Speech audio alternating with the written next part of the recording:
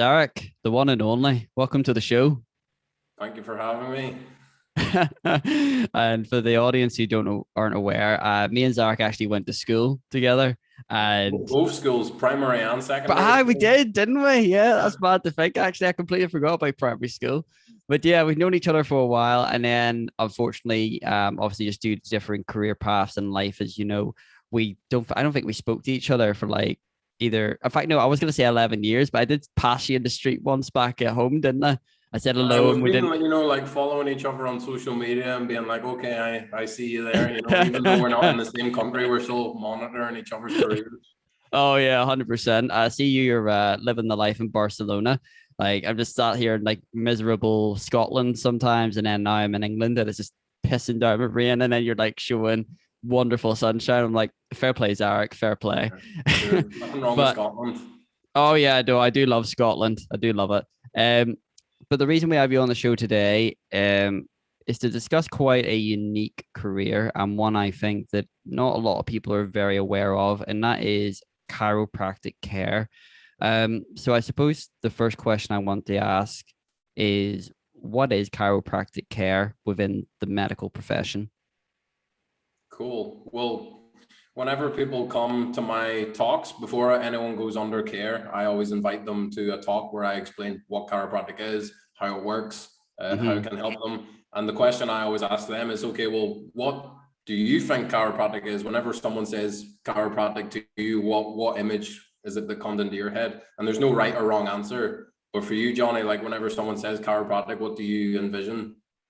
Oh, well, I might be a bit biased here because I actually have had chiropractic care Oh, really? about two Okay, years so about two yeah about 2 years ago. But like going back to what it was before, in all honesty, I just thought it was a doctor, a medical professional, essentially beating your back up. It was like going full weight of the body on your spine, and you always hear that very satisfying crack.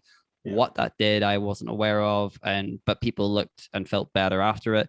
And then I went and had a bit of chiropractic care, which I can certainly go into later in the show because it was a very interesting and positive experience.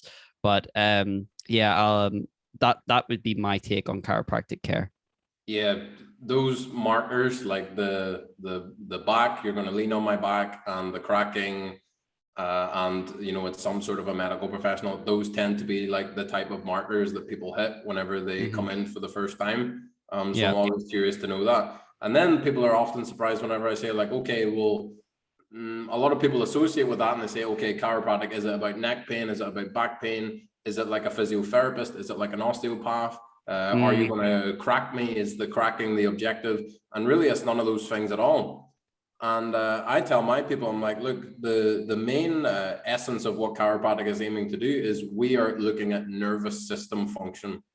So we are trying to get your nervous system to function better. So you've got the brain sending the signals down through the spinal cord, and then this is controlling and monitoring every action that takes place in your body, all of your digestion, all of your hormone production, all of your movement, your respiratory system, your cardiovascular system, your immune system. Everything is in some way or another related or governed by this communication, this nervous system.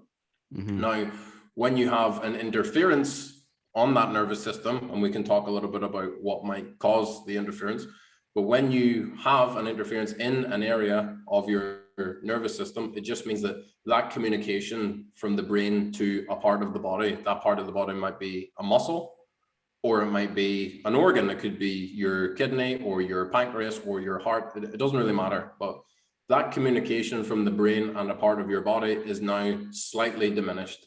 It might still work, but it's not working at 100%. Right. A Okay. chiropractor's job is to find exactly where in your nervous system that you might have this interference. And then using a very specific movement, we try and take the pressure off those nerves. And then once we do that, we're out of there, and your brain then knows what to do. And your brain then has a better communication with that part of the body. So that in essence is the fast version of what a chiropractic, what a session with a chiropractor is looking to do. but yeah, people often associate with the cracking. Why? Because it's your spine that encapsulates and holds the nervous system. So people often associate with, okay, you're cracking my back, but the crack isn't the objective. The objective is to take pressure off the nervous system so that the nervous system can do what it needs to do. Right. Okay. That's really interesting. Even with sort of having experience with chiropractic care, that's probably the best example I've ever heard of it described. Because, I mean, even after I have had a few sessions of chiropractic care, I still felt that it was just about moving bones. It was about exclusively, that crack. But from what you're saying, that's just a method, so to speak. The actual foundation of chiropractic care is optimizing your nervous system, because your body, if we get a cut, our body heals itself in a way. So from what you're saying, and it's inevitable probably, as children, even, you trip, you fall, or there's accidents at work or whatever. And if your body isn't operating at peak performance, as you say, it'll still work, but it's not going to be, the most efficient way of going about things. So that's really interesting in that regard. You mentioned briefly the term interference. Could you just go a little bit deeper into that? Because now that we have the foundational knowledge that chiropractic care is about optimizing your nervous system, what would cause it to not operate at optimum efficiency? Okay. Well, right now, as you're talking to me, you're focused on, your consciousness is on talking to me. Yes. But your body's doing thousands of other things right now as you're talking to me. And you're not consciously having to think about these things, because if you were consciously having to think about them, you wouldn't have the mental bandwidth to be able to talk to me. You don't have to consciously think of, oh, I have to digest this, which I had for breakfast, and it's at this point of the digestion process. I'm sitting now in my, looks like a prison cell that you're deployed, but I'm sitting here, I feel safe, therefore I need to breathe at this many respirations per minute. My heart needs to go at this many beats per minute. If you were a woman, with a woman, the chemicals are so much more, they're so much more variable, because depending on what time you are at in your cycle might depend on, I need this much of this hormone, this much of this hormone, and we need to hold that off until later when we get to this point in the cycle. All of these things are happening automatically. You mentioned the example about cutting your finger. If you cut your finger and I put a plaster on you, and you come back 2 weeks later and I take the plaster off and the cut healed, did I heal the cut or did you heal the cut? Oh, right. Yeah. Well, obviously I healed the cut. My body did whatever it does to repair the damage. Your body knows exactly what it needs to do to be able to prepare, and your body's very intelligent. It knows, okay, I need this hormone, I need this to digest, my heart needs to go at this many beats per minute. Automatically, if an emergency happens in that room right now, or I imagine probably if there's an alarm that goes off, you're going to have to run somewhere. That means that your heart rate will increase. You will start breathing more. Maybe you'll get like a little shot of adrenaline, and all of these things happen immediately in a split second, automatically, because your body knows what to do. Now, when this nervous system, it's working perfectly. It's working at 100%. But when you have stress, it can cause that system to be not at its optimal. It still works. You're still alive. You're not going to die if you get a little bit stressed because an alarm goes off, or maybe you ate some dodgy food last night. Maybe you had some dodgy chicken and you're going to have a bit of food poisoning today. Okay, it's not ideal, but it's not the end of the world. But when you have these stressors, it makes that system work abnormally. What are the stresses? So you have a physical stress. A physical stress could be like a big trauma, like a car accident, or you have a big fall, like a big trauma, or it could be something smaller. So a physical stress could be like posture, for example. Now, I've just done 5 years of studying. It takes 5 years to become a chiropractor. That's 5 years of like sitting at a desk, hunched over. Yeah. Like, with your job, you're an engineer. You're probably in all sorts of awkward positions and awkward postures. Now, if I hunch over like this for 30 seconds, is it really the end of the world? Not really. But if I'm sitting like this on a desk for hours on end, well, now you've got you're hunched forward more, you're putting more pressure on these joints. And also now you can't, if you sit forward as much as you can, try and get a really shitty posture right now in your chair. Just sit forward like that, hunch your head right forward, bend yourself over like a prawn. And now that you're in that position, just try and take a deep breath. Oh, wow. You can't. No, whereas if you sit up straight and you have a good posture and now you try and take a deep breath, okay, now your nervous system is receiving more oxygen. Now that's an extreme example, but if you're sitting slightly hunched in a bad posture and you have a desk job, for example, that's now a stress that your nervous system has to deal with. If you sit like that for 30 seconds, it's not the end of the world. But if you're spending hours on end like that, now you have a bit of a problem. So that's physical stress. Chemical stress. We have a lot of chemical stress in today's society. That's the air that you breathe. You're bringing in the pollution from the cars, from the factories. We eat terribly. Even when we eat well, if you eat fruits and vegetables, most of that has already been sprayed with pesticides and all sorts of chemicals to try and maintain it. We take drugs, legal drugs or illegal drugs. That would be a chemical stress. The purpose of a drug is to, if you look at it from a nervous system perspective, the purpose of a drug is to either stimulate part of your nervous system or inhibit part of your nervous system. Doesn't matter whether it's a legal drug or an illegal drug. It's going to stimulate or inhibit. Now, you might need that drug at the time, although I do think that we overprescribe drugs. But in an emergency situation, if you need to take something, okay, that might save your life, but it is still a stress that your nervous system has to adapt to. And then the other interesting one is emotional stress. So emotional stress is more complicated for people to understand because physical and chemical, it's a bit easier to conceptualize. So it's like if you punch me and I have a black eye, that's obviously a physical stress. Or if I give you some dodgy chicken and you get food poisoning, it's obvious that that's a chemical stress. Emotional stress is a little bit harder because you can't walk down the street and see. You can't be like, okay, that person has bipolar disorder, that person has depression, she has anxiety, he has PTSD. It's a bit hard. It's not as tangible, is it? So people are like, well, how does emotional stress affect my spine and how can you help with that? And the reason for that is because right in the center of your head, you have a small part of your brain. It's called the amygdala. Yeah. And the job of the amygdala is basically to scan your environment and see if there is a threat. So it's like right now, your amygdala is pretty calm because you're in a safe place, you're in a safe environment that you know. Whereas if a big dog jumps into that room right now, your amygdala needs to tell your brain very quickly, like, okay, do I perceive this as a threat? Is it a friendly dog or is the dog barking at me and looks mad?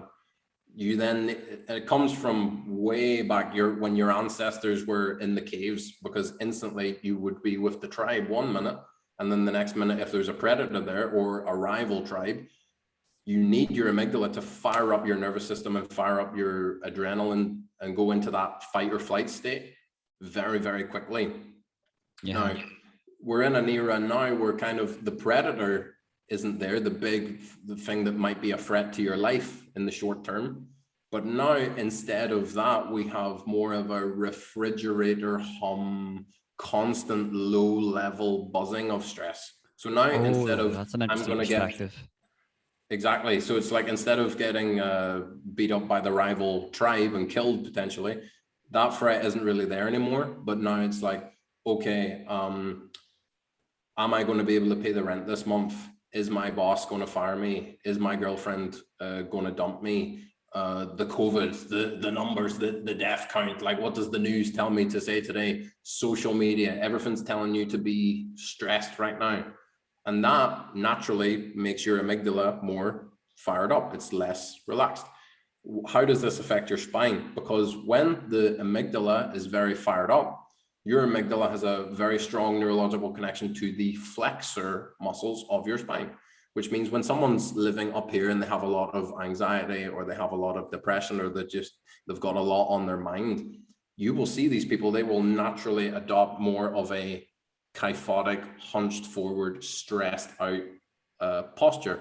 Why? Because the amygdala is basically preparing you for a fight It perceives your world as a threat, and it's trying to prepare you to guard your nervous system. And now you have what? Now you have a physical stress.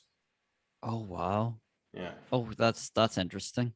Yeah, So like, that was a bit more in depth than maybe you wanted, but sometimes no, I go no, on and on. that was absolutely perfect, because I feel like that has given me a much more contextualized view of the world I inhabit. And I feel like that was such an interesting thing you said, that, you know, the saber-toothed tiger is not coming to get you anymore, and the warring tribe isn't coming to get you, but that low-level refrigeration hum of, you know, minor stresses that all build up to, you know, in my opinion, one big stress. Like, people, like, let's face it, we live it in the best time ever in our species. Like, you know, there is bountiful food, water, you know, social connections, um, all the things that our ancestors were plagued with don't generally affect us anymore.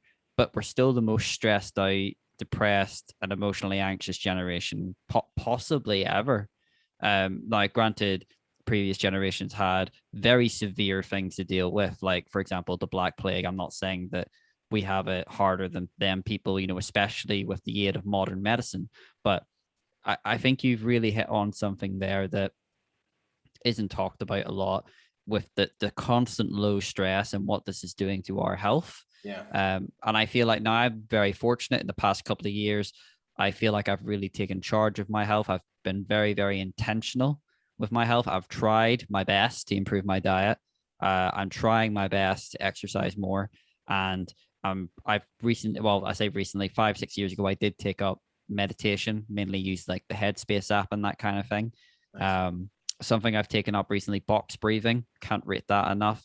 And the Wim Hof method, all these, yeah, Wim Hof is amazing, really, really good. But things like that, I feel like not a lot of people know about it. Like, it seems to be that when I talk about these things, people are like, "Oh, good for you," but I'm like, "Well, do you not do any of this?" And like, no. It's like, I obviously can't make you, but I can, in the strongest possible terms, recommend this for the good of your long-term physical and mental health. And it's so interesting that our bodies know this, maybe on a more subconscious level, and maybe at the back of our minds, we all know that being stuck in a cubicle 8 hours a day probably isn't good for our health, physical and mental. Yeah. But then I feel like at the same time, we're not very intentional with um our health. It was actually something you said really struck a chord with me. Not even in this podcast, it was on Instagram. I think you were giving a talk. This was probably in the past 6 months, and you said the example of, you know, if you were given today the option to buy any car, it could be the most expensive car in the world, but it'll be given to you for free. And basically, pick any car that you want, your dream car, but it's the only car you will ever have. And obviously, when with that mindset, you will take care of it, because obviously, if that car is going to last you, you know, 70, 80 years, you want to keep Better it in take care pristine of it. condition. But then we apply that logic to our bodies, and I'm very, very guilty of this. And, you know, I've drunk too much, or I've eaten too much, or, you know, I've not got the correct amount of sleep, and it's all right, my body will deal with it. Like, Yeah. I'm quote unquote healthy enough, you know what I mean? And then you you know, you turn 30, 40, 50, 60, and suddenly all these health problems, which have been slow burning, developing for years, catch up with you. And I think that unfortunately a lot of people will find this out too late, and I hope they don't. But I hope that a lot of people take more intentional care with their health and be more Yeah. proactive with it. And I feel like obviously not every medical treatment is suitable for everyone, but just from my own experience, I personally benefited from chiropractic care. I still use like I use a sports massage therapist on a weekly basis, because I do have very bad posture, and I am very, very tight in a lot of my muscle groups, he was saying. Um, but with chiropractic care, why do you think not a lot of people know about it, and B, people are so hesitant to go to it? Because people already have a natural, well, some people have a very big fear of going to the doctors. They would rather sit with an unknown illness than go to the doctors and find out what it is, or they've just a general fear of hospitals in general. But yeah, why do you think A, more people don't know about chiropractic care, and B, what do you think they could do to do? What could you say to put their minds at ease that chiropractic care is a potential option for them? Well, I think in our, and I mean, you and I come from the same area, same kind of background. And I think people where we grew up, they tend to want more of like a magic bullet. 100%. Like, okay, I have this problem. I want to go to the doctor and get it fixed. So let's say you have migraines. I got a lot of people here with migraines. Someone's having migraines. They go to the doctor. The doctor says, take this pill. They take the pill. The migraine improves for a day or two. And then every time that they have a migraine, they know to just take the pill. So it's like a magic bullet. Mm-hmm. Whereas we would try and take a step back and be like, okay, why are you having migraines? What's causing these migraines? Is it something happening here neurologically? And migraines actually can clear up pretty quickly if you know where to go and what to do. Whereas people do tend to, they'll have a health problem. And I'm not pretending that chiropractic's the magic bullet. I think a lot of the time it is multifactorial. But if someone is eating well, sleeping well, looking after their mindfulness, looking after what goes into their body, and going to the chiropractor or whatever else they might need, like you mentioned the sports massage. I have a physio myself. I have a thing in my that would flare up every now and again from a disc problem that I had, and my muscles will kind of tighten up. When that happens, I'll get adjusted by my chiropractor and I'll go to the physio and I'll get everything stretched out.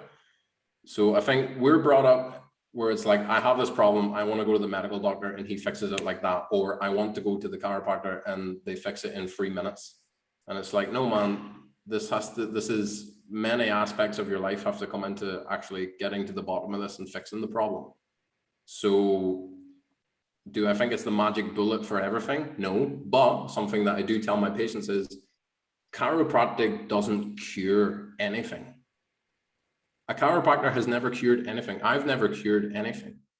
Right. That's a very interesting concept, because I thought, like, just sorry to interrupt, but I always thought that, because I have seen some very, very cool things in chiropractic care where people were in immense pain for years and on pain meds and stuff. And then, a simple adjustment with the chiropractor and they're quote unquote cured. But can you elaborate on that? Why it's not technically a cure?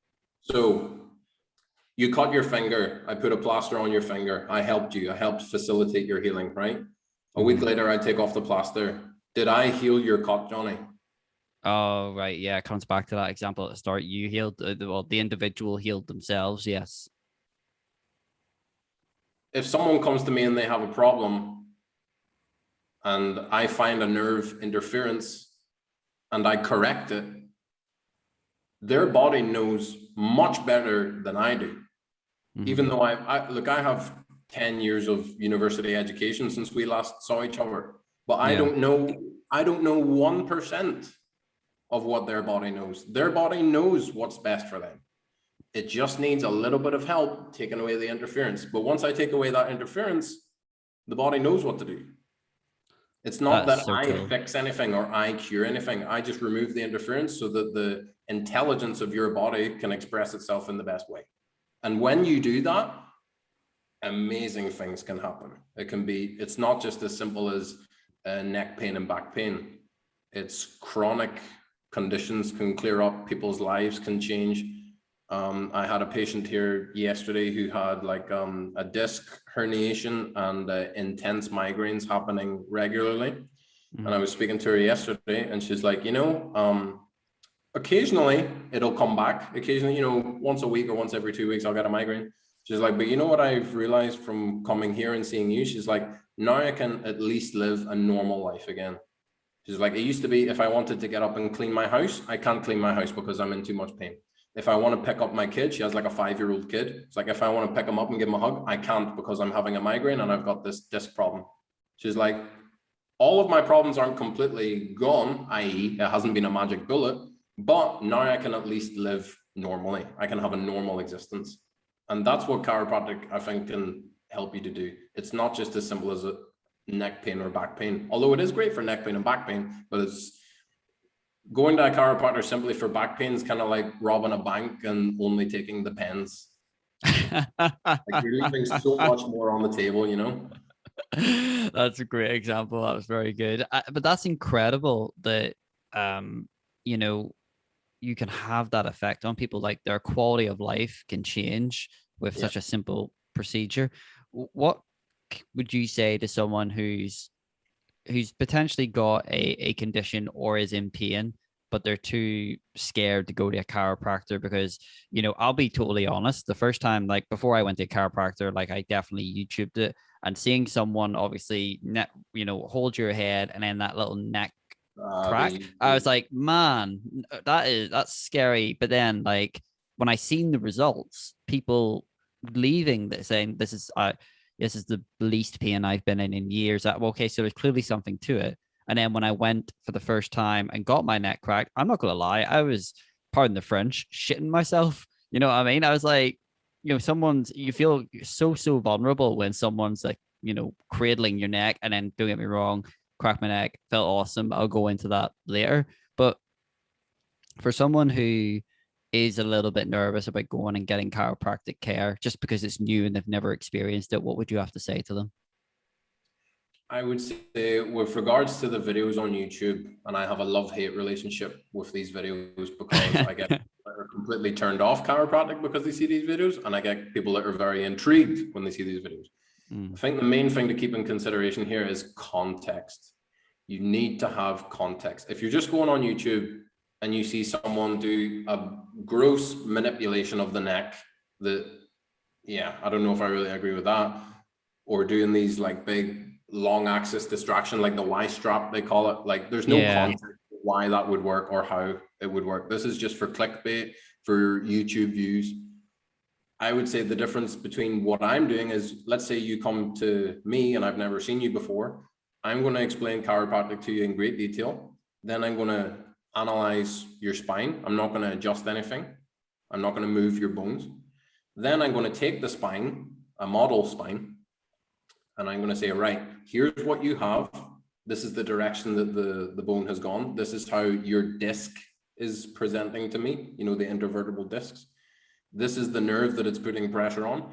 I am going to put you in this position and I'm going to do this, and give them the power to be like, okay, I would like to begin. Like they need to understand what's going on. If you just see someone do a movement, there's no context as to what that is or why it was worked. But then whenever you explain the logic of why we're doing this, it makes complete sense. Chiropractic's very simple. It's not easy, but it's simple. Yeah. Interference on the nerve, we're going to do this, and it's going to lower the level of interference on that nerve. That's it. That's my job, is find where that nerve interference is, and then in a very precise way, take it off the nerve and then keep it off the nerve, which is why you maintain care. Yeah, that's really interesting. And I feel like that that actually leads really nicely to a question I do have for you in regards to someone has decided, right, I'm going to go and get my first ever chiropractic care. In your opinion, what is some red flags and green flags that you would look for that this individual is going to provide good chiropractic care? Because like any profession, you know, even in my own, there are good engineers and there are bad engineers. And unfortunately, no system is perfect. Some people get through for whatever reason. But from your experience, what should someone be looking out for with a good or a bad chiropractor? I think the main thing to keep in mind is that you're not buying, whenever you go to the chiropractor, you're not paying for time. So a lot of people, they often associate chiropractic because anytime they've gone to like someone that's working with the body, it might have been a massage therapist, or it might have been like kinesio taping or acupuncture. Chiropractic's it's very different to that. You're not buying my time, you're buying the service. So I have patients that might come in, and the first time that they get adjusted, it might take me half an hour, it might take longer. It takes as long as it takes. It might take me 45 minutes to figure out what's going on and what exactly we need to do. Whereas if you compare that to my maintenance care patients, so people that have been coming to me once a month for the last 2 years, I know what their nervous system does. I know the listings that they usually have in their spine, and it takes me 10 minutes. So it's not that you're buying that person's time, you're buying the results, okay? So I would say whenever you go to the chiropractor, like keep that in mind. You might not be with them for a particularly long time, but that doesn't mean that they're not doing their job, because a lot of people get that confused in their mind. I would say whenever you go there, make sure that the chiropractor is using some sort of an objective finding to decide where it is that they're going to adjust. So there's all sorts of chiropractic techniques and there's all sorts of tests that people can do. You should be able to ask them like, okay, what does this mean? Why are you doing this test? And if they're able to answer and they're able to answer and they might not stand and talk to you for 15 minutes about it, but they should at least be able to explain to you what it is that's going on and why we are doing this, rather than just, oh, you need to move this way. No, like, okay, why are we doing this adjustment? How is this going to help me? How is it going to help my nervous system? There's a lot of techniques and a lot of them work. Some I prefer more than others, but at least the chiropractor is doing some sort of an analysis and is able to explain to you what's going on and the plan going forward. Fair enough. Right. Well, that's all very good. So just to maybe put someone's mind at ease then, let's say they have decided to go to the chiropractor. They feel safe around this chiropractor. Like they've ticked all the boxes that you said.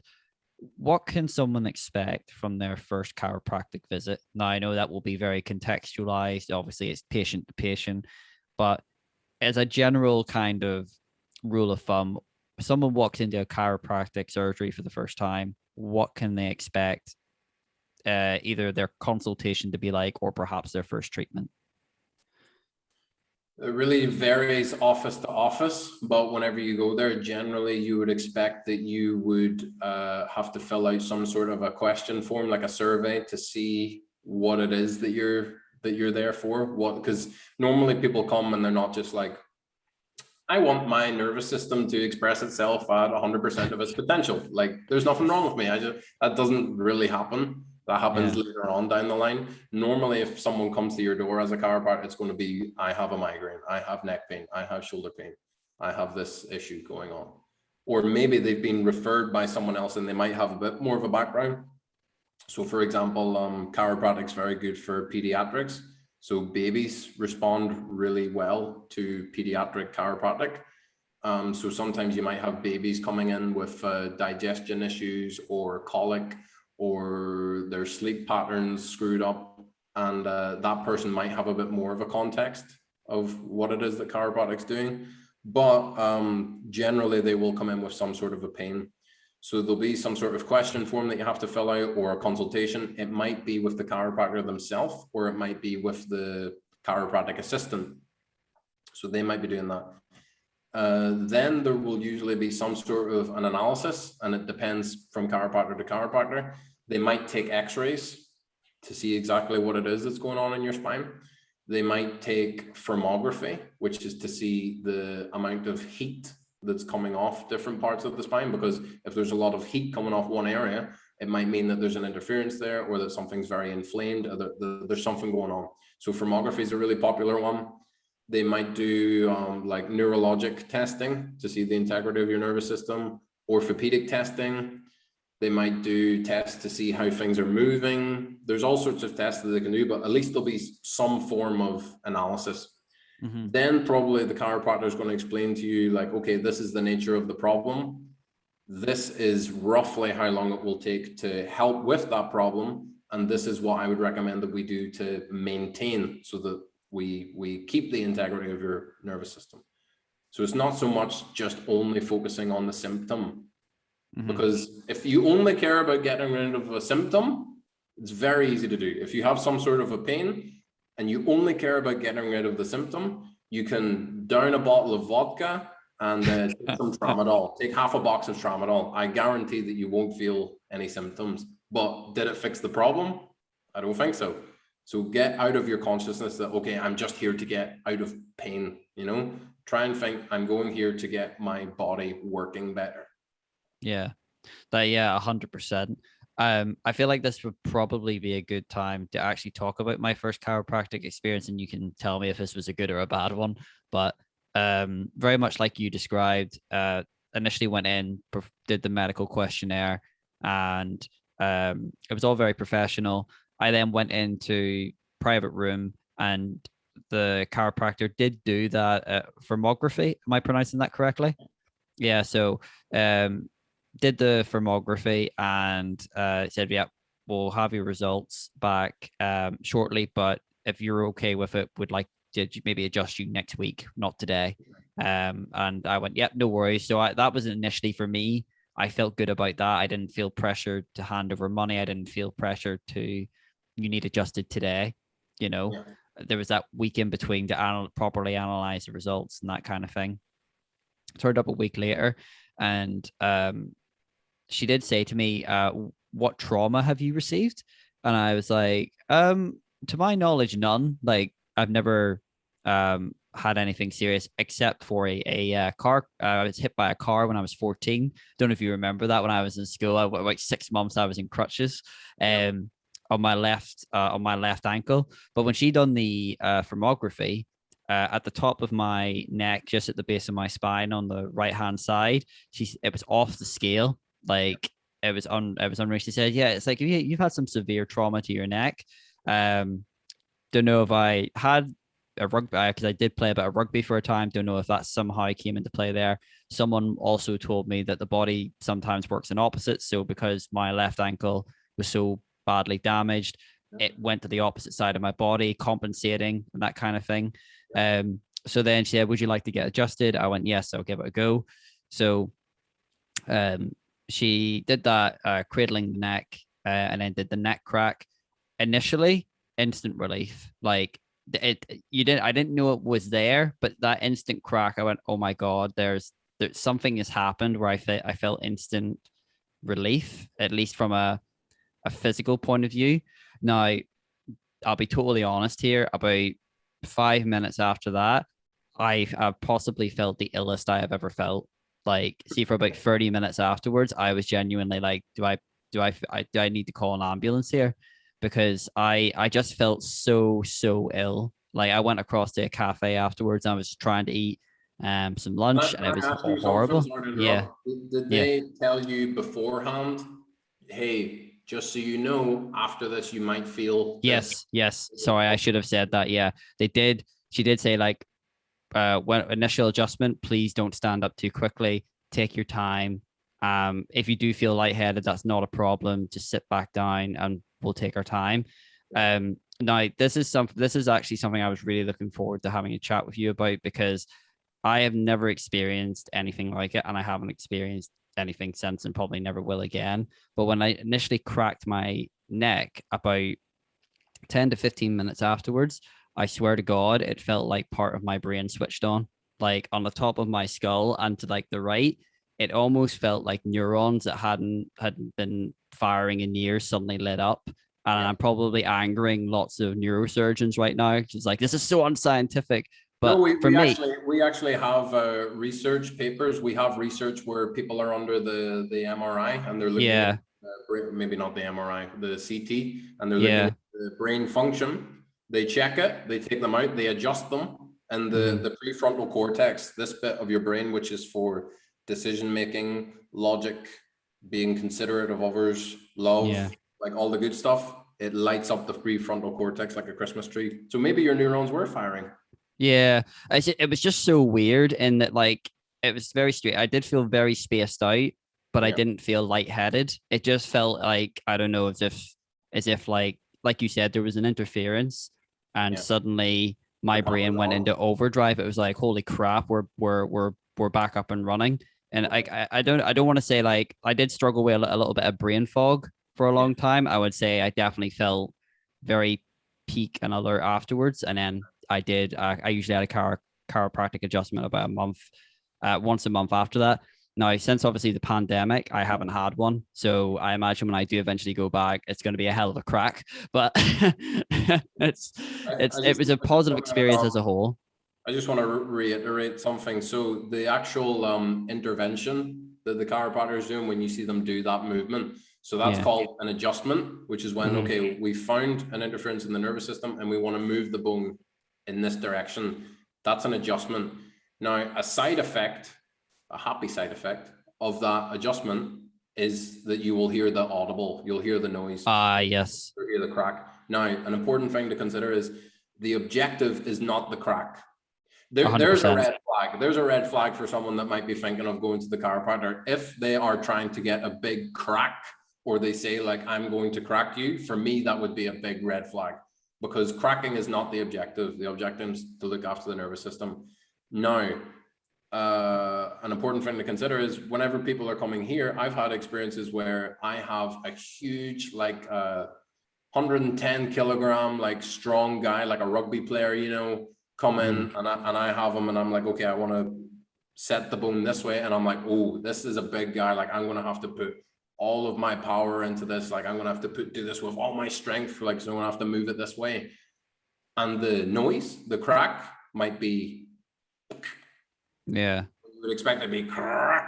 I've had other experiences where it might be a small gymnast, very petite, very fair, you know, very small girl, and you're like, okay, or a teenager or a child, for instance, and you're like, all right, I'm going to be very gentle, very suave with this, and you do a small movement, and the system goes. It's not the objective. It might happen, it might not. And I tell my patients, I'm like, look, whenever you get closer to whenever you're adjusting the cervicals, this is closer to your ear, so it will seem louder. And another important thing, it's not that the bones are cracking on each other, because some people think like, why would I want my neck to get cracked? Like it sounds pathologic. Whereas what's happening is we're restoring motion to one of those segments, and the articulations and the disc around that, those have gases inside them, and when those gases leave, when you do that movement, that's what produces that noise. It might happen, it might not. It's not the objective, so that's important to keep in mind. Thank you for saying that. So that is a massive red flag. You know, come here for the best cracks, run away with haste. When you see that on YouTube or TikTok or whatever, that's pure clickbait. That's just someone that doesn't really know what they're doing, shouldn't really be a chiropractor, and they're doing this for likes and they're doing this for views because they can't do it properly, you know. Well, good thing we've got an honest chiropractor like yourself to keep us straight, I try my best. So we've discussed a lot of things in regards to what is chiropractic care and receiving chiropractic care for the first time. And I've obviously described my own journey, which overall has been very positive. Although I do feel like it is fair to say that I did recommend this to my mom and my brother. They went and they didn't really get much from it.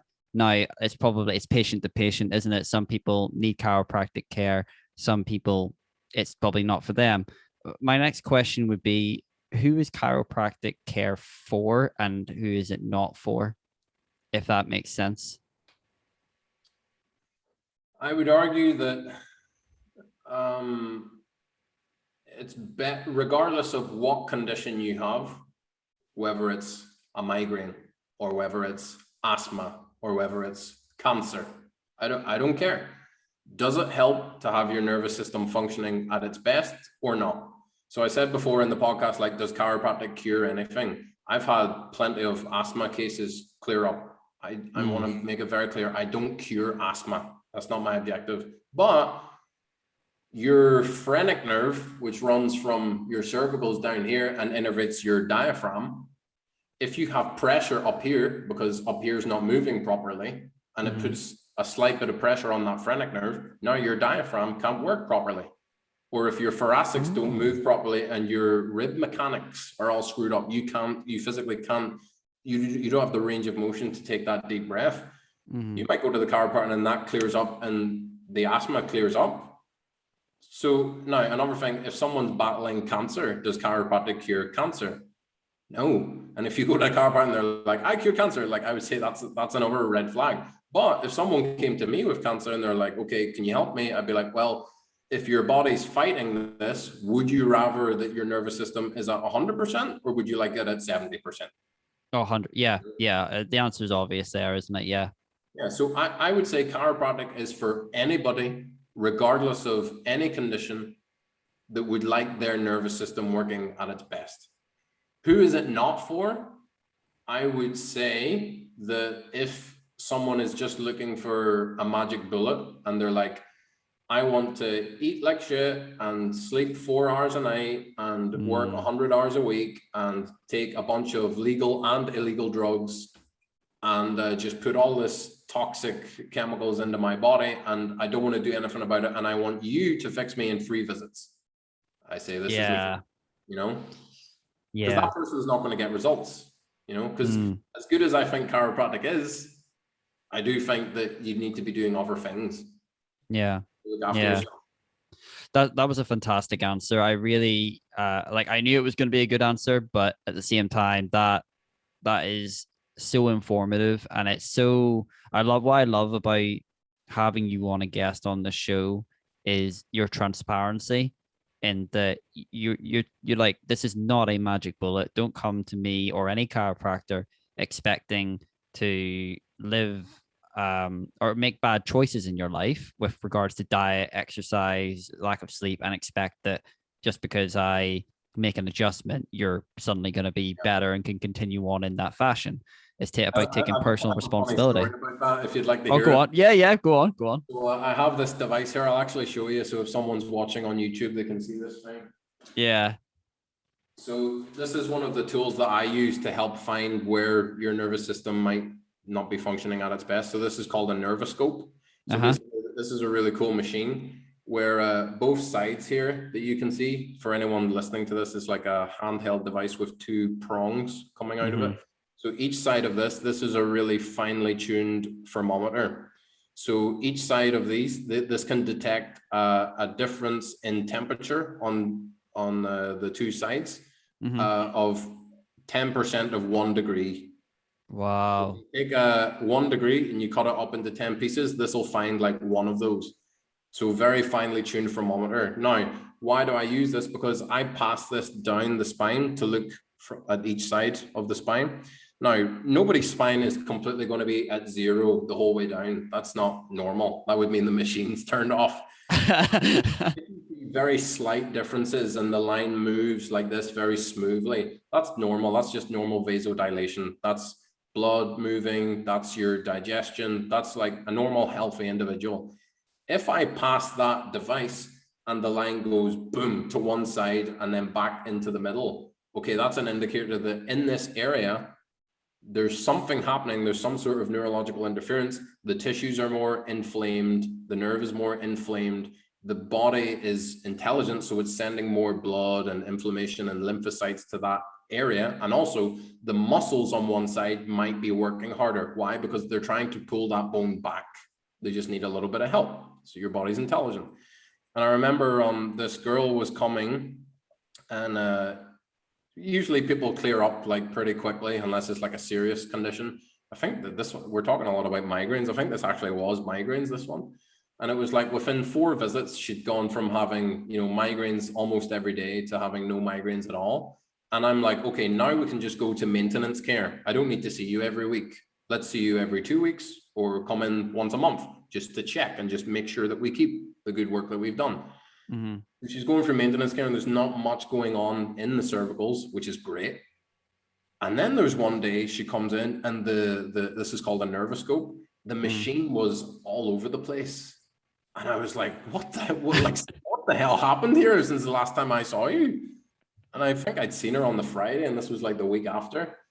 And she's like, oh yeah, I don't know. And I'm like, something stressed you out like over the weekend. What did you do over the weekend?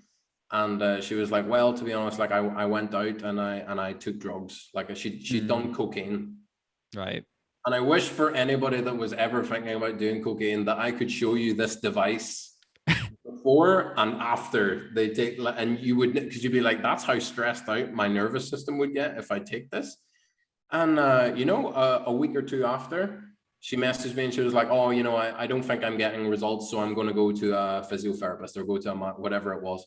And it's like, no, I did my job. You Yeah. got the results, but you then decided to go out and give yourself all of this toxic chemical in your body. Like, what do you want me to do if you're going to be throwing that at your nervous system? Oh, flips. You just can't win in some cases, can you? Yeah, and that's the thing. Like anyone here that's thinking about going to chiropractic college or thinking about becoming a chiropractor, just realize that you're not going to help everybody. If someone wants to be helped, there's a lot of amazing stories and amazing cases that you can have. I have another one that I can share if you want. I know you're tight on time, but I can share Oh this. no, I'm not tight on time at all. I'm free today. Perfect. I used to do, this is pre-COVID. I used to do talks where there would be like a bunch of people waiting. So I used to have like maybe 10 people show up and I'd be like, okay, I will explain chiropractic and show you how it works. And then if you want, you can try it or you can just ask me questions about it. And I remember one time at the end of the talk, this woman came to me and she's like, can I come next week and just talk to you a little bit? And I'm like, sure, like we'll book the appointment, we'll go through it that way. And you can ask me whatever you want, because it's your time. So she comes to her appointment a week or two after. And I says, okay, well, what is it that you wanted to ask me? And this woman, she starts crying. All right. And she's like, I listened to your talk. And I listened about the interference with the nervous system and how your job is just to remove the nerve interference, blah, blah, blah. Me and my husband, we've tried everything. We've tried IVF, we've tried the hormone treatments, we've tried all the diets, and I cannot conceive. Like, I cannot have a baby. We've been trying for years. I don't know what's going on. And I think maybe now my husband's been tested, like they'd checked his sperm count and everything. They'd done every test. And she was like, I listened to your talk and I was like, maybe all this time I was subluxated. We call a subluxation when you have the interference on the nervous system. So it cuts off that communication from the brain. That's a subluxation. So she's like, maybe I'm subluxated. So I said, okay, you understand that it is not my job to try and make you pregnant, right? Your husband probably wouldn't like that. But does it make sense that I don't know how to get you pregnant? I don't know what chemical process is happening in your body. Obviously, I know the basic anatomy, like we had to do some of that in school, but I don't know what's going on in her body more than her body can know. And I was like, but my job is find where you have this interference and then in a very specific way, restore that communication from the brain to that part of the body. Now, your sacrum, which is your sitting bone, just where your bum is, the bone that you sit on. If someone lies on the table face down, it should be like pretty flat like that. When she lay face down, her sacrum was like this. Oh, wow. And if you look at a diagram of the nervous system, like there's a lot of nerves that pass like around that area in the lumbosacral area. And I was like, do you understand how it's impossible for that communication to be at its best when those nerves are being choked, basically, it's like you if you're watering the garden and you have, when you can put one thumb on the hose and you can let it fly. That's what's happening with your nerves. And I explained, I was like, if I adjust you, are you going to get pregnant? I can't say that because chiropractic doesn't cure anything. Do you have a better chance of getting pregnant if your nervous system is able to communicate better? And she's like, that makes sense. I'm like, okay, so let's proceed. And I explained the adjustments that I was going to do. I adjusted her. A few weeks later, she books in and I'm talking to her and I'm like, all right, let's see what we can do. And pregnant. Oh, wow. That's incredible. Yep. And I looked after her during the pregnancy, and I looked after the baby when he was born to check his nervous system. Man, that is incredible. The amount of like job satisfaction you must have got from that, just saying like that's out of this world. That's insane. Yeah, that's more than neck pain and back pain. Yes, very well said. And you actually, that's the thing. Like I tell people, I'm going to reiterate this again for the third or fourth time. Like, did I make her pregnant? I hope not. Her nervous system knew what to do. It knew exactly what to do. It just needed no interference. Yeah, And that's what chiropractic does. We remove the interference. 100%. That's an incredible story, and I mean, I imagine that would inspire a few people to potentially look at chiropractic as a career. And you actually led really well on to my next question, because we've discussed all things chiropractic in regards to care, what it is. But something I would like to dive into, if that's okay with you, is your own journey into chiropractic care. Like, what was that penny drop moment for you that you went, I want to be a chiropractor? Well, you're in a unique position because you knew me in school. Yeah, this is true. You know that maybe conventional employment was never going to be for me. You know, you noticed at the very start of this podcast, I did say the one and only Zarak, and that wasn't by accident. Yeah, Johnny and I went to school together, and I think he knows that maybe I wasn't always the most conventional or respond to authority in bed. So it became apparent to me very early that self-employment was going to be one of the stronger options. Yeah. And actually, I got adjusted the first time when I was 19. Okay. I had been observing a chiropractor because I was like, oh, this is interesting. And I remember getting adjusted and thinking like, okay, I think this is for me. And at the time I remember working in Domino's. It was actually the Domino's in Ballyclare. Oh, so it was. Yeah, I think I seen you in there once as well. Yeah, I was a supervisor in Domino's, and I got fired 2 weeks after. Oh, wow. I remember getting fired from Domino's, and I was in my car crying because I was like, I have to go home and tell my parents that I've just been fired from Domino's. Like, this must be rock bottom, you know? Where do you go from here? And I remember thinking like, okay, self-employment, I need to be self-employed. And at the time I was doing a degree in sports coaching. I have a degree in sports coaching from Jordanstown. Mm-hmm. And I really wanted to finish that. So I decided to see that through. But while I was doing that, I started working for a chiropractor, which is what I would recommend anyone that's listening to the podcast to do. If you can get a job as a CA, a chiropractic assistant, that's perfect.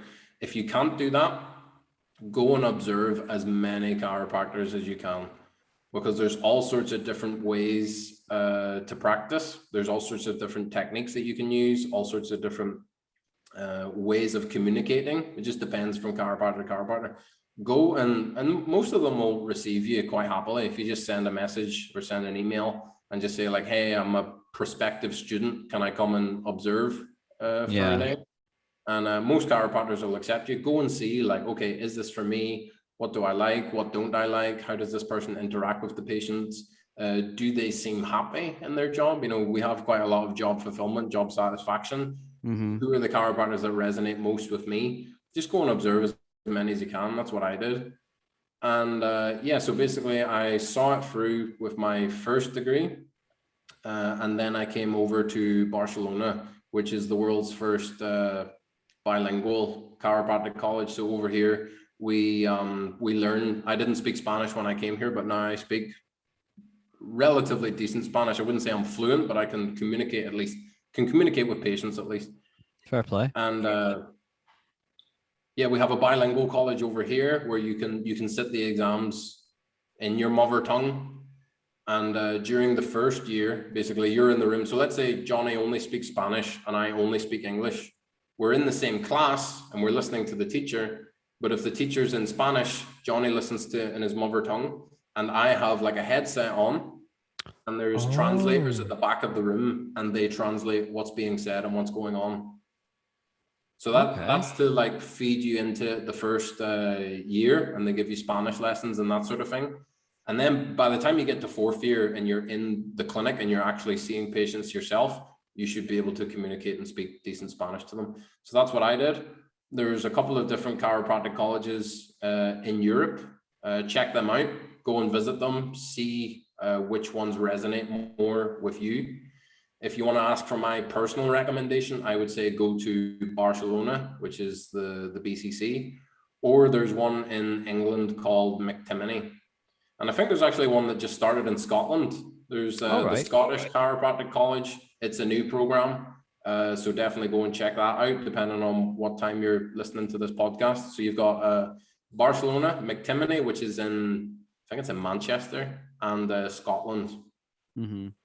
That's very cool. And an interesting journey. I must admit, although the thought of you crying in a car sort of saddens me a bit, I sort of kind of go, do you know what? Well, obviously it was a blessing in disguise, because now you're like, do you know what I mean? I think like at one point were you not like top 5 influencers from Northern Ireland on Instagram, because you were just like in Barcelona documenting your life about being a chiropractor, trainee chiropractor, living in Barcelona. I was like, fucking go on, Zarak. I was like, I had a little like, yes, go on, represent. You and I have been like monitoring each other as we've progressed over the last. That's great, man. Something that I do want to ask is that now that you have done, I assume you've finished all your chiropractic training and you're fully qualified in that regard, but you've loads of experience. No job is perfect, and what I want to ask is, for someone who's is considering a career in chiropractic care, what does a good, an average, and a bad day look like? Because I feel like that would give so much context to the job. Like, even as an engineer, I wouldn't be anything else. I love engineering, but there are some days I have thrown a spanner across the room in fury, like, just fucking work. And there's days where I like throw this thing across the room because it's too expensive. Something else. Oh yeah, don't worry. I never throw my own tools. It's always the tools provided by the company. I need to invest in a spanner. 100%. I would say, like, when you're going through the curriculum, it is a demanding curriculum. I'd say like the general consensus seems to be that the first 3 years, chiropractic and medicine, so studying to be a medical doctor, they're pretty much the same, because you have to do all the biochemistry, all the anatomy, all the physiology, the neurology. So the first 3 years academically is pretty intense. The last 2 years, that's where they would do more like the pharmacology and prescribing medicines, this sort of thing. And that's where we would do more the clinical stuff. So you're in your own chiropractic clinic, being mentored by qualified chiropractors and under their supervision. So having a bad day, I would say, like, when you're going through the academics, that can be pretty rough. That was more rough for me. Coming from my background, it was sometimes quite challenging. And there's sometimes where you're going through the curriculum and you're like, oh, like, is this getting anywhere? And it can be frustrated, and it's easy to become dejected, but you really just have to persevere, and you see that there's light at the end of the tunnel, and you're going to help a lot of people, and you're going to have a lot of job satisfaction. So I would say, like, your dark nights, they come with the demanding academic curriculum that you have to go through in order to call yourself a chiropractor. But hey, if it was easy, everybody would be doing it. You know, I don't want it to be like oh, you can come and study here for a year and then you're qualified. Like, no, it's a demanding program that you need to be psychologically ready for. You know, it is a challenge. With regard to actually being in practice, I haven't been in practice that long. I only graduated a couple of months ago, but I don't think you really have a bad day. You might have days where you're frustrated because maybe you're like, oh, I should have done this, or I should have communicated this way, or I should have adjusted the patient this way. Maybe I can do this better next time. Like, it's easy to be a bit more self-critical on yourself. I would say there's never a bad day, but there'll be sometimes where you have an interaction where you're like, oh, like, I could have done better here, or I wish I'd done it this way. And it can be frustrating. For instance, it's frustrating, like I told you, the girl that was taking drugs, and like, she was having good results. Like, I was doing my job, but sometimes the message just doesn't compute. It doesn't get through. And people want a quick fix in this society. So sometimes it can be frustrating when someone wants a quick fix and you're not going to give them a quick fix, and they're not so happy with that. Or you could have, sometimes people are getting better. There's this paradox in chiropractic where sometimes people will get better, so they leave. And then you'll get some people that don't get better quickly, And so they leave because they're like, oh, this isn't working. It's like, it is working, but it's not going to work like Amazon Prime. Like this isn't going to happen tomorrow. It took you 10 or 15 or 20 years to get your body in this screwed up state. How do you expect me to clear that up in a week, you know? Yeah. So I'd say like sometimes those interactions, it can be frustrating, but I wouldn't ever say like you have a bad day, you know? Yeah. That's a very interesting perspective. And I mean, the good days, I imagine, like that woman coming in and saying, yeah, can I now get chiropractic treatment because I'm pregnant? I mean, like, you must have been over the moon when you heard that. Like, Even as soon as yesterday, like that woman saying to me, she's like, I can live a normal life. I had another lady coming in. This was whenever I was in the student clinic. She'd had 2 strokes. She was completely paralyzed down the left side. So she was in a wheelchair, and she would come in with the wheelchair. She couldn't really talk so much, and her ayudante, like the helper, like her helper lady, would come and organize the appointments and blah blah blah. And then there was one day she came in and she's like, before I started, now as good as chiropractic is, you're never really going to get her out of the wheelchair. Like this is like, okay, we'll try and limit your pain a little bit and give you a little bit more quality of life. But that person's probably never going to be doing gymnastics, you know, so set your goals. Yeah. But she came in and she's like, you know, before I started coming here, every day was agony. I was just in constant pain. She was on such a cocktail of drugs. She was on all sorts of just anything that would help numb the pain. She was on like 10 or 15 tablets a day. That's insane. Try and not be in this pain. And she was like, I have days where I still get pain. There's still some days that, you know, I'm not feeling the best. She's like, but there's some days now where I'm not in pain, where I can just at least go about as normal a life as she can have before having the stroke. Yeah. So that might not be such a big deal for someone like us. Like, okay, maybe I have a day where I'm not in pain, but for someone that's in constant pain, that can be a really big deal for them. Yeah, 100%. That's just an incredible story. I mean, it's very wholesome as well. Like it must be such an awesome feeling knowing, like, going to bed at night and knowing that day by day, week by week, you're just constantly improving people's lives to some degree. Very important you say that you're not curing them, that the body does it itself, or in some cases, it can only be there's only a limited amount you can do, but you're still improving their quality of life than it was before the treatment. But man, that is so cool. And I just want to say, I'm really happy for you. Like, you look like you're loving life in Barcelona, and, you know, like, what a career as well. You know, I mean, like, any career that, you know, you can make the world a better place, man, that's going to be kick ass. That's going to be a lot better than punching in the clock and just working on Excel all day. No hate to people who do. That's just not my vibe and not my cup of tea. If you love Excel, you love making graphs, you know, awesome. Fair play. Yeah, fair play. Yeah, I would say, like, for anyone that's listening to this and it's something that you would like to get into, the academics is very it's intense, but when you get to it, it is worth it. You get a lot of job satisfaction. You can make a really good living from it, and you enjoy going to work. It's not like a drag going to work. You're going there and you're helping people, and you get energized from going to work sometimes, you know. Yeah, 100%. I do have a couple of final questions before we end the episode. A question I would have for you is that, you know, if you are tuning in for the first time on this podcast, the whole point of this podcast is to equip young people or people in general with the skills and wisdom they need to thrive as adults, but weren't taught in school. And this is where a little bit of wisdom will come in, hopefully, because we've both been out of school, 11, 12 years now. So, you know, 11 years of adulting. We hope we'll have learned something. But what advice would you give to your 18-year-old self, knowing everything you know now, or just any 18-year-old? If I could talk to my 18-year-old self, the first thing I would say is buy Bitcoin and Tesla. Wouldn't we all? That would be the main thing.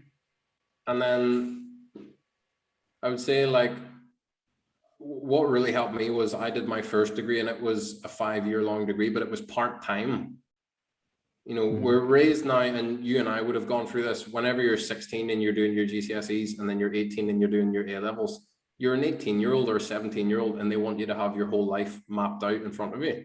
Yeah. But it might take you until 23, 24, even older, 25, to try and figure out what it is that you want to do. Now, I kind of at 19, 20, I had a pretty solid idea of what I wanted to do. Johnny always knew what he wanted to do. Even in primary school, he was saying that he was going to do this. But don't put that pressure on yourself. I would say, if there's any young people listening to this, go and do something that you're interested in, but you can do it part-time. Go and do a part-time degree. And when you're doing that, you'll have time to go and look at different jobs. Go and work for free.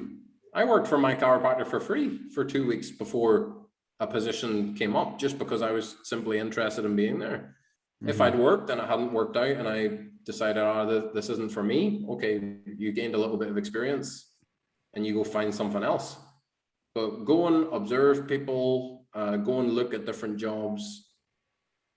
And as well, if you work on a job and it ends up being a shitty job, at least you'll know what you don't like. 100%.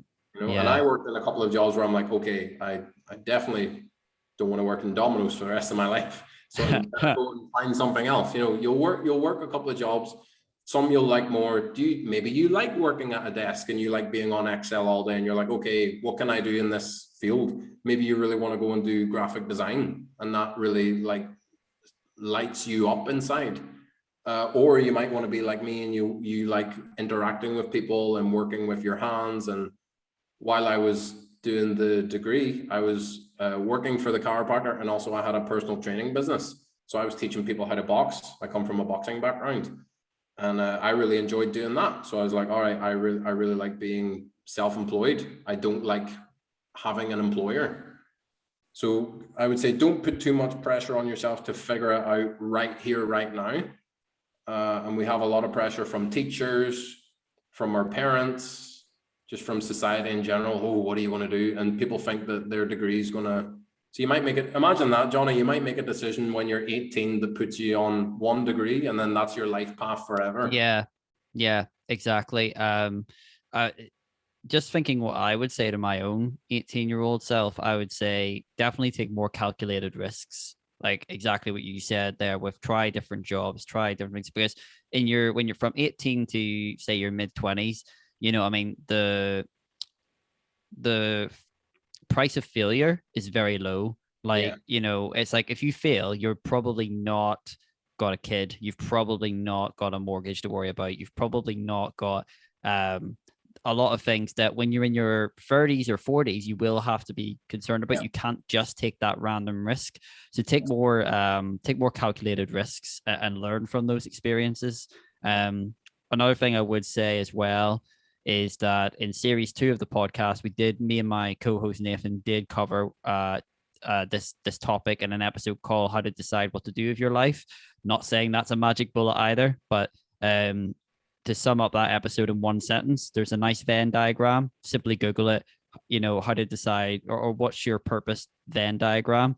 And it's the one piece of useful math we've ever used. Lots of Venn diagram circles tells you, you know, crossover between what's your purpose, what you can get paid for, what does the world need, et cetera, et cetera. So check that out. Go and travel as well. I'd say go and travel. If you can go and do a qualification, maybe something interests you and you want to teach, I don't know, maybe you want to teach English. Go travel somewhere. You can go to a different country, learn a new language, meet new people that are outside of your normal social circle. You know, we're both from Northern Ireland, so it can be, Northern Ireland's it's like a little village, isn't it? Yeah, it is. Yeah. Go outside of Northern Ireland, go and travel and meet other people, and you'll be exposed to different ideas that you wouldn't have been exposed to had you stayed in your hometown. 100%. And like, I think we'll probably be of the same view and mindset that I am proud to be from Northern Ireland. I love it. But leaving Northern Ireland and getting out into the world was the best thing I ever did, because like you said, you're exposed to so many different views and perspectives, and you grow so much as a human as well. And I, again, 100% agree with you that travel, like I've grown more as a person every time I've traveled, just meeting constantly new and interesting people. But 100%, that was a really good take. The final question I would have for you is, what's a question that you've never been asked? Question that I've never been asked. Nobody has ever come in so far, whether it's to the student clinic or in clinic outside once you graduate. Nobody ever came in and asked me about like, what grade did you get in this exam, or how many people did you get in the student clinic, or what did you get in your GCSEs, what did you get in your A levels. So that's a benchmark that when you're at a time in your life seems like a big deal. Now, obviously, pass your exams, but when you're getting stressed about that sort of thing, and it's like, oh, am I going to get an A or a B in this A level? Do what needs to be done, because there's some universities that you might need to get a certain mark to be able to progress to the next step. Like, you need to pass your exams.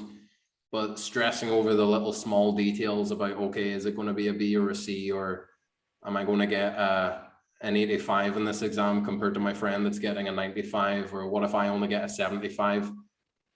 When it comes down to it, and you're seeing clients and you're dealing with people and you're actually in the job, the problems are much different, and those problems kind of fizzle away. Nobody cares what percentage you got, and your certificate's going to be the same as the other practitioner's certificate. So yeah, no patient ever came in and asked me about exam results. That's an incredible answer. That's fantastic. I find so many people will find that encouraging. And I would say as well that my exams are like results were very average, but like I am in an engineering career, and I'm doing all right. I'm doing all right.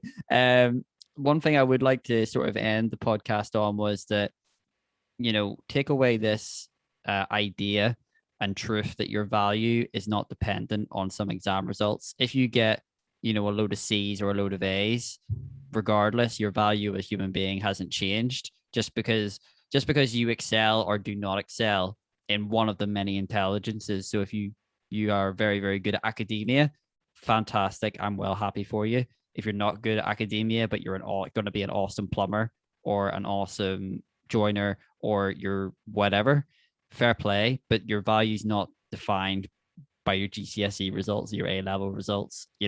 Every year that tweet does the round with Jeremy Clarkson, doesn't it? He got like all U's or something, and yet he's the one driving around in a Lamborghini and getting paid to travel the world on a car show. And like, you and I went to Ballyclare Secondary School. Shout out to Ballyclare Secondary. Oh yeah. And I think that, given the circumstances, like, I think we've done pretty well. I know people that have been to like private schools and have got amazing grades, and if you give them a textbook and give them an exam, they're so good at taking in information and then vomiting it onto an exam paper. 85, 90, 95%, and it's easy for them. And it's easy to look at those people and be like, oh, I'm so jealous of this, I'm so jealous of that. But those same people that are really strong at academics, they might be weak at something that you're really good at. You might be much better at communicating, or you might be much better at working with your hands, which if you're in my profession is pretty useful, because you need to be able to adjust, you need to be able to do the job. Or in your profession, like, you're working a lot with your hands to be an engineer, so it's one measurement at one part of your life, but in the long term, you might have skill sets that aren't showing up so much right now, but in the future, you're going to be grateful that you have them. And then you're going to look back and be like, yeah, nobody gave a shit about that exam. Man, what a way to end the podcast. Just that final. Just pass. Don't be like, Zarak says not to give a shit about my exams. So all the teachers at Ballyclare Secondary School raising their fists into the air. Curse you, Zarak. Pass your exams, do your best, but don't get down if you don't get good grades. There's a whole big world out there for you to explore and to achieve whatever you want to achieve. But yeah, man, this has been an awesome conversation. I just want to say thank you so much for coming on the podcast and giving us an insight into the very unique career that is chiropractic care.